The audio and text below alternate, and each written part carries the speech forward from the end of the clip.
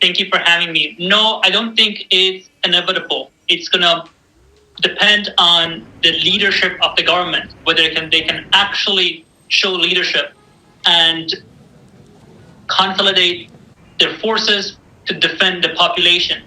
I think that's what they had to be doing. That's what they have not been doing. Herat fell today. Herat is my hometown without much resistance. And I believe, and when I talk to people, that's the feeling I get, is due to the lack of leadership. Soldiers are not fighting. They often have bullets. They often have Humvees and they often have armored vehicles, but they choose not to fight. It shows that there is a deep sense of loss in Afghanistan forces, that they don't feel like they are supported. They don't feel like they are fighting under a strong leadership. I think the Afghan government has to change that narrative. It has to make a stand at some point to roll back the Taliban advances, which were aided to a great degree by the Taliban momentum and this narrative of Taliban, inevitability of Taliban win, because the government just could not make a stance. The first stance was strategic districts. The second stance was that the cities would not fall. The third stance came to be like major cities would not fall. And then Herat fell, which is one of the third largest cities in the country. Seems like the government is failing to actually show leadership and do something to stop Taliban advances. And the message it's sending to the troops on the ground is that all is lost and there's nothing anyone can do.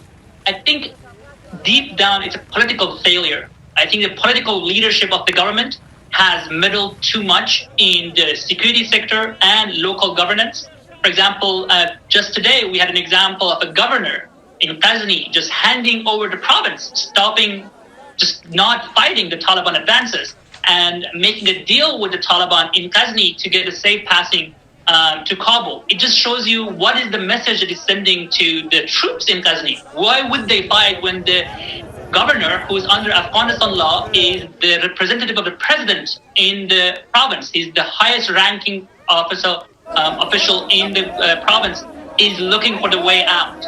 And that's not that's not an isolated example. Many governors in Afghanistan do not have leadership, have not demonstrated leadership. They're not popular.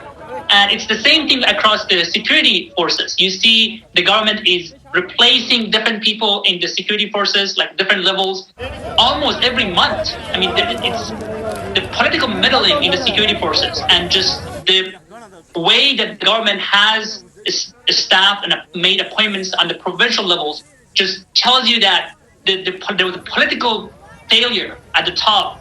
And that's why we are seeing no one actually is willing to fight, despite the fact, as you pointed out, the guns are there, the bullets are there.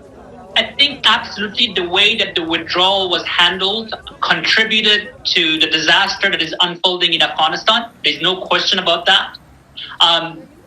But I think it doesn't absolve the Afghan leadership of the responsibility. The US has been saying that they are withdrawing their troops from Afghanistan for 2 years now. They have engaged with the Taliban. Absolutely, they have legitimized Taliban. They have emboldened the Taliban. They have given Taliban the psychological upper hand. They have demoralized Afghan forces. All those things are true.